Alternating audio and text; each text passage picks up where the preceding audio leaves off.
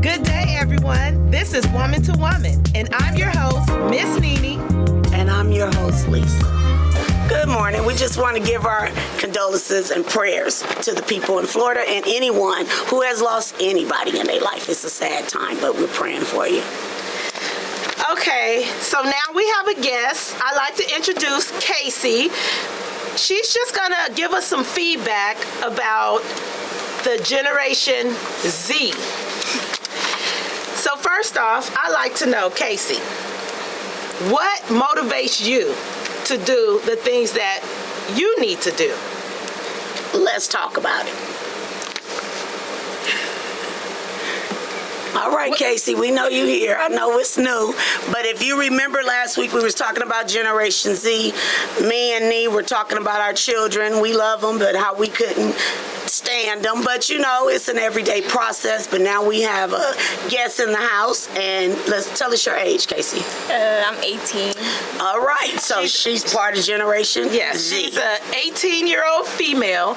Yeah. I know Casey. I've known her for about 5 years, and I know the things that she's done, good and bad, but she always seemed at the end to make the right choices without needing all the support that we spoke about last year from therapists and motivation to do right and just knowing right from wrong. So, as far as school, Casey, what was your full objective for school? Was it just to get through school, kick it, do your thing, or did you know you had to do right? Did handle your grades? Did you even think about life after high school? Well, when I was little, I always used to know, like, okay, Casey, you have to go to college. You have to get a career and do better. So once I hit high school, I was like, okay, this is like crunch time. I have to do what I had to do. And yeah, like you should think. I have fun and I do things like, kids at my age shouldn't do. But at the end, I know that I have to get a career because when I was little, like, I never get to see my mom.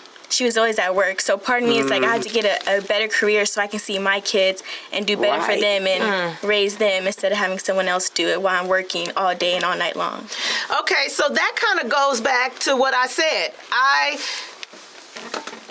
know that it's not always what we say as parents, but like she just said, like Casey just said, she was observant herself to see that her mom's working hard. Her mom's doing everything she's supposed to do.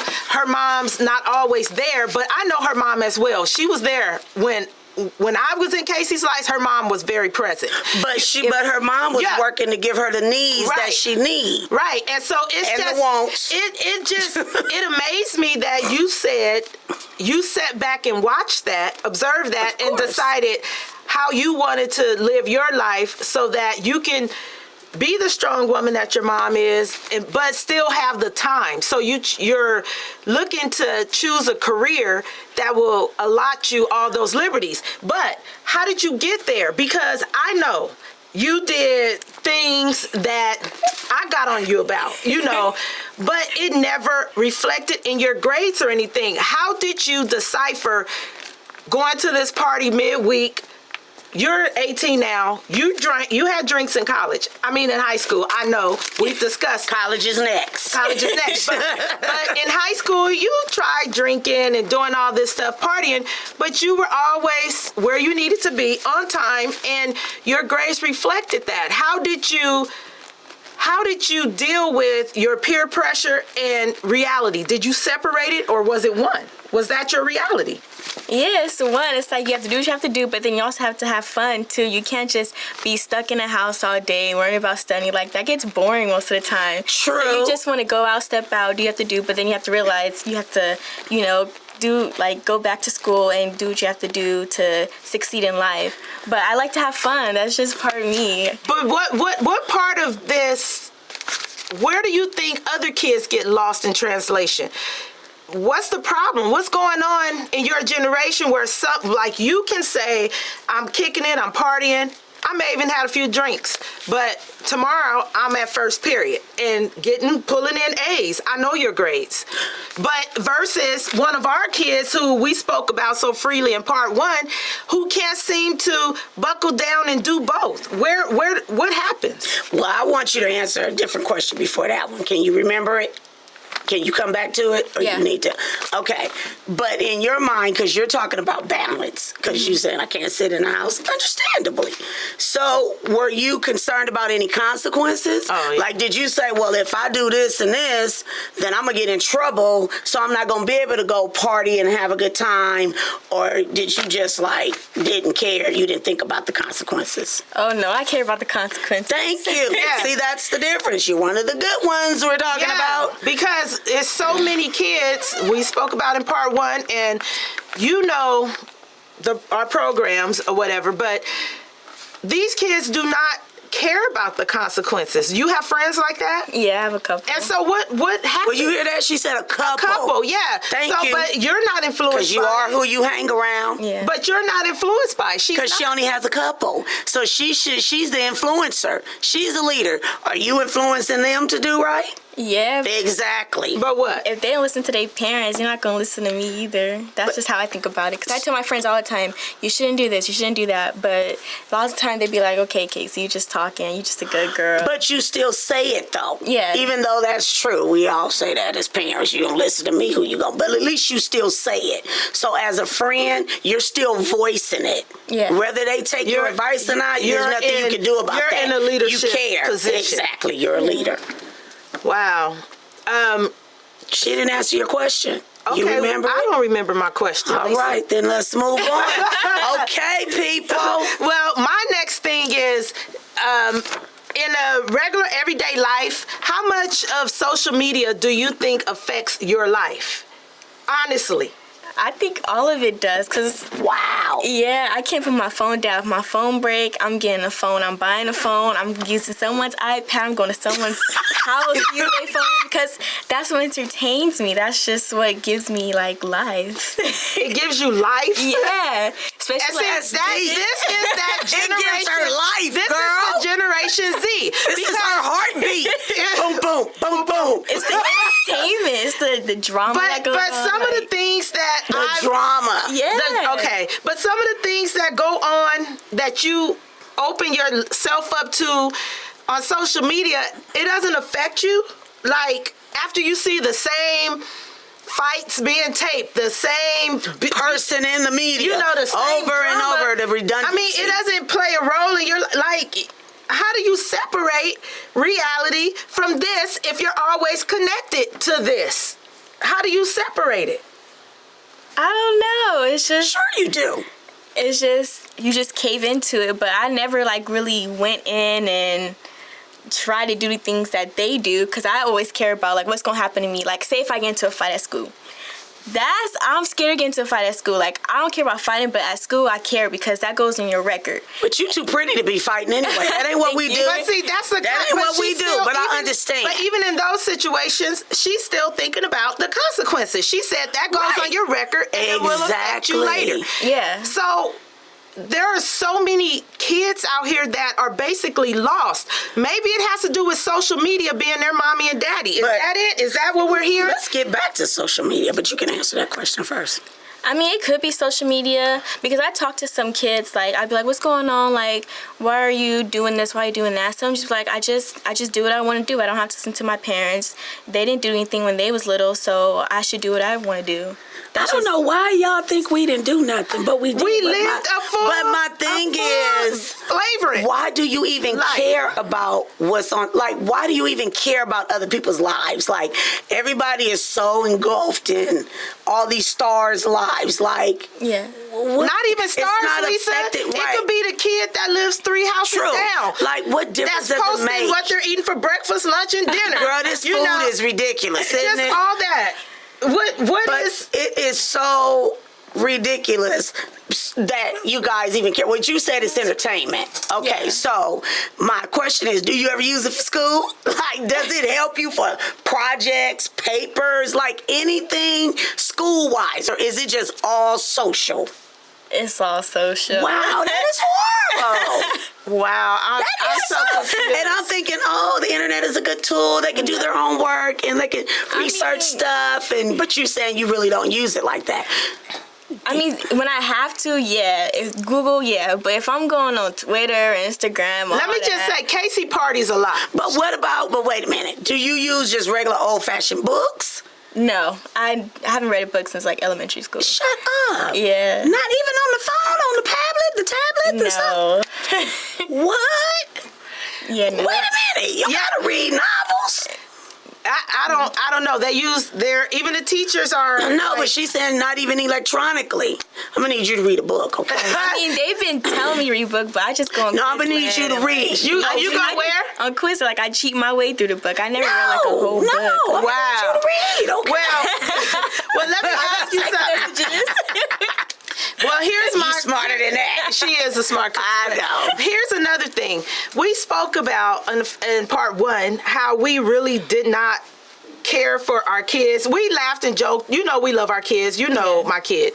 But you know I've called you in times of need. Casey was one of the people that I'm like, hey, I need you to find out this. You know, she didn't want to be a snitch, but so social media in this case worked in my favor. Yeah. But I know it's a double-edged sword. Yeah, but here's the thing.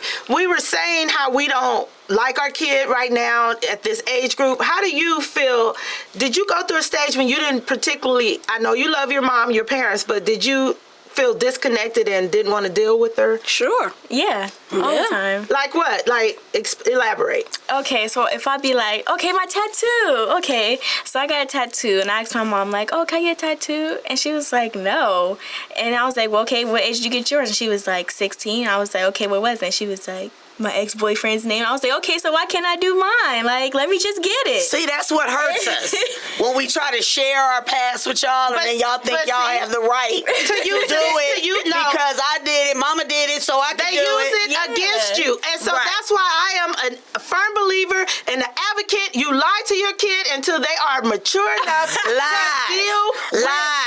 deal with the truth. You do not have to tell your child. But that's not lying. The first time you have sex is lying. You ain't got to talk about it at all. The first time, if they bring it up, you're supposed to talk. But the first time you had sex, the first time you had a drink, your first tattoo, piercing, whatever it is that you have to know your child's maturity level. And so what did you do about your tattoo? But that don't mean you lied to them all the time. I know what That's you another did topic. about the tattoo.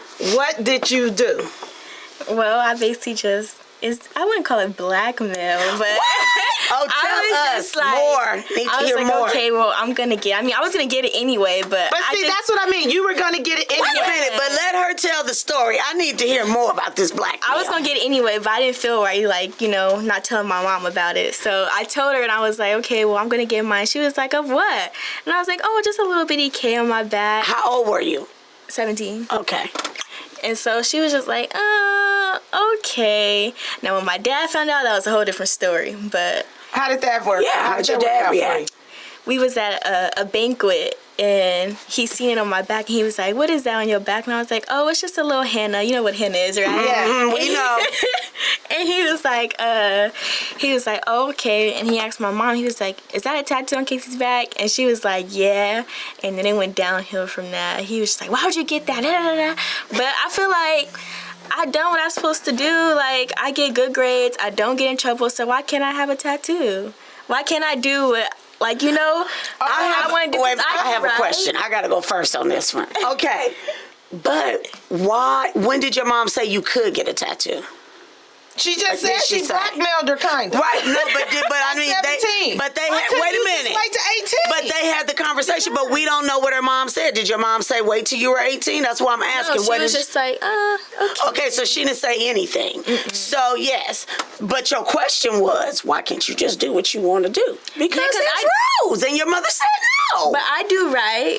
So why can't I have? But that's not the point. But she said no. Your mom said no. So the right thing for you to do was to wait or ask her more questions, like, well, can I get it done? And then when you got 18, then you could have went back to her and said, well, Mom, I know you don't want me to get this tattoo, but I'm going to get it. I'm 18 now. I love you. Sorry. We deal with that very well. Why you had to be defiant? It was just a couple of months from my birthday.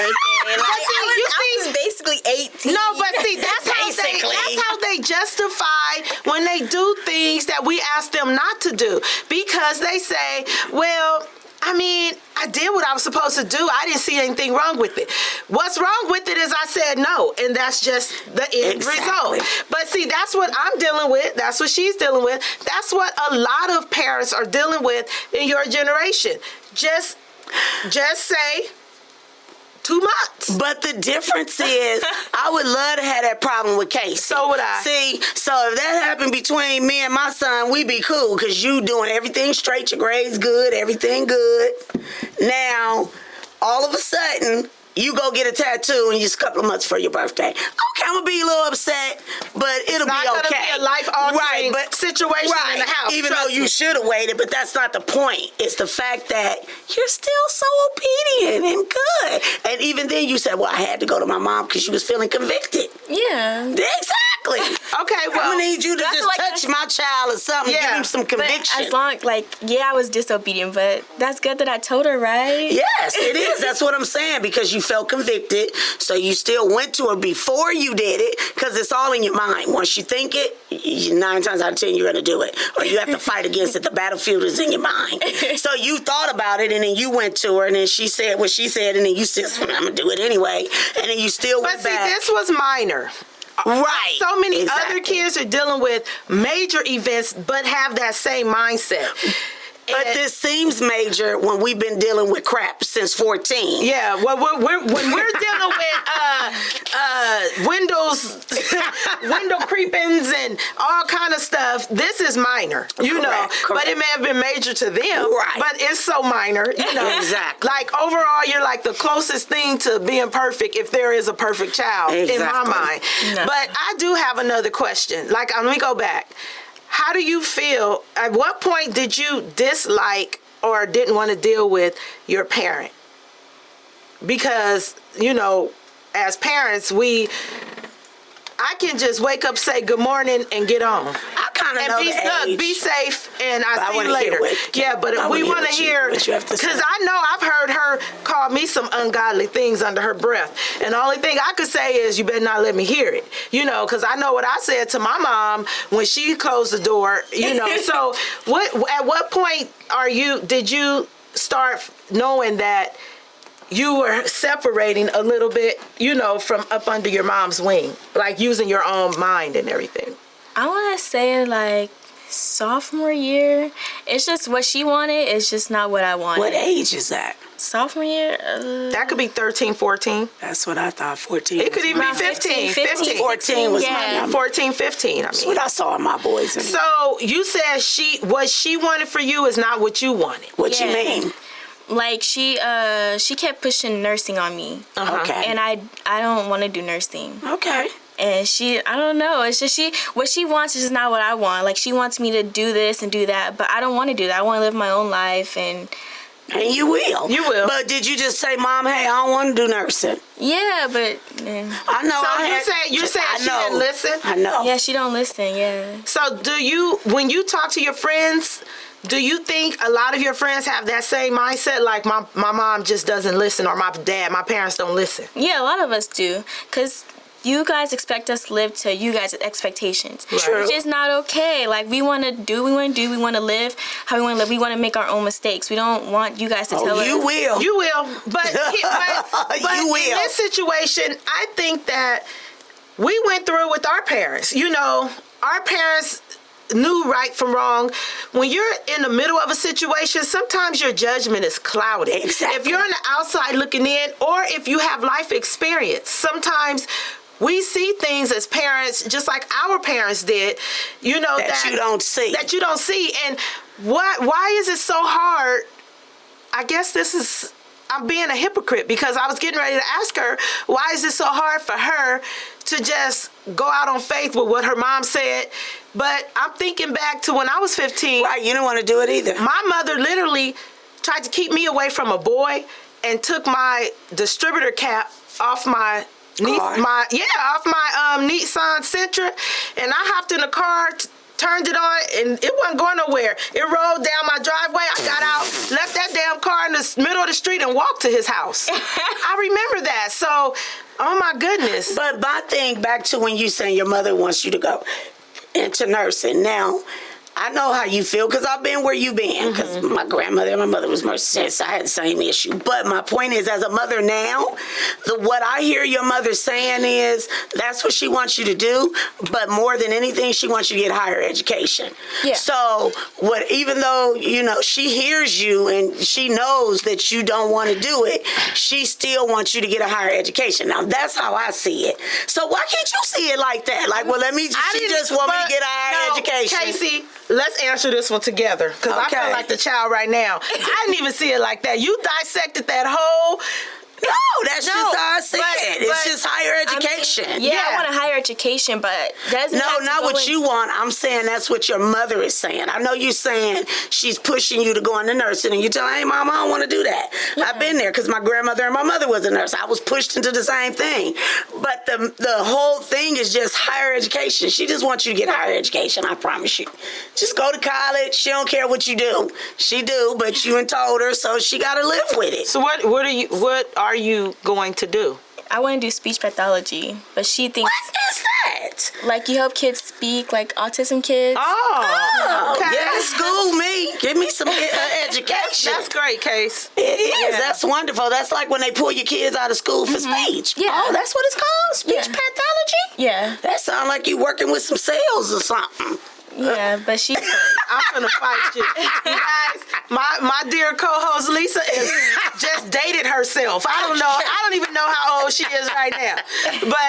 But Casey, we just really wanted to get some insight on how you guys mind, how it's wired. Wait a minute. Yes. Because, and do you feel entitled? Entitled to what? Anything, everything, exactly. Do you feel like you're entitled? When you ask your parents for something, you feel like you should get it regardless of what? Yes, does. Because I get good, because if I get good grades and I don't get in trouble, I feel like I should get a gift. Like, I should be rewarded. But aren't you supposed to get good grades? Aren't you supposed to be good just as a human being? So why do you need a reward? So there you go back to that. Because what Randy tell me, he need motivation. No, it's not that. It's just I have older siblings, so they were bad. So it's like, okay, like you didn't ride with me, so I should be rewarded. I mean, I get that because I'm from that era. She said, I have older siblings. Yes. They were bad. Yeah, kicked out of school. And you did right by me. So let me backtrack. I know we're all over the place, listeners. But when you said you did right by me, are you insinuating that your mom did wrong by them? I feel like they didn't push him as hard like they pushed me and my twin sister. Really? Yes. Yeah. Like, I feel like my older sister, she dropped out of she dropped out of high school, I think at 16. They didn't push her. They didn't tell her to go to college like they pushed me and my sister, like my twin sister. They don't push like how they did with us. It's just way different. Do you know why? This is just me. I'm going to tell you, because when we have children, there is no book, there is no instructions. Yeah. We go by what we know. So I have 4. She only has 1. She raised a lot of them, but she only birthed 1. I birthed 4. So with my first one, it's trial and error. So now I know what not to do, like my last one or my second one or my third one. I did it with this first one. So I know not to do this with you. So no, you're not going to get away with it. Sorry, boo-boo. You ain't know. You going to have to work harder because I didn't push that one, or I did and I didn't know. We're going to do this different. So I'm going to raise you different. Now I'm on my second one. Now I got 1 and 2 under my belt. So when the third one come, he got it even worse. So even though my 4th one have it good because you're the baby, but the only reason you have it good, I'm older for 1. My patience is shot. I'm ready to be done. And second, he has older siblings. So these older siblings can give him things that we don't have to give him, because I'll just go ask my brother. Yeah. Well, go ask your brother. And his brother gonna give it to him. So then you become spoiled. Yeah. Yeah, you're spoiled. I know. She's spoiled. She got that beautiful face. She like, yeah, I know. She's I know. spoiled. But you should get rewarded, but it's but- up to us, not you. Like, Or your parents. You know, it's up to the parents to reward it's you. the whole sense of entitlement. You don't ever. I know you're like, why are you gangbanging on me, Nene? No, but I just don't understand the entitlement. Like, no one owes you anything. Your mom does what she's supposed to do, and anything extra is Both extra. your parents, Yeah, your exactly. mom or your dad. Exactly. But everything else is extra. Who told you you're supposed to throw a pissy fit if it's not going your way, or you can throw back up in my face? Well, I got an A last week. Okay, you got an A in 2 years? So damn, I gotta buy you a car. I'm at the Honda dealer Excuse now. me? What? You know, I'm gonna need you to get that together. It's not entitlement. Well, I don't know. I hope everyone received some insight, and Lisa and I are just not sitting here throwing our views out on everyone. Casey, is there anything you can say to Generation Z? just keep doing what you do. Of course. What you say? Just keep doing what you do. Just gotta memorize, like, everything has a consequence to it. So yeah, you're gonna do something bad, but just memorize, like, Say that again. Everything what? has a consequence, good All or right. bad. So, And you want the good ones. So we thank you. Yeah, we Casey. thank you. And hopefully, we'll have you back so you can tell us about your speech pathologist career. Yes. That's a whole nother subject. I'm proud of you. And we just want to say thanks for tuning in to our second chapter of Generation Z. I'm Nene. I'm Lisa. Have a good day.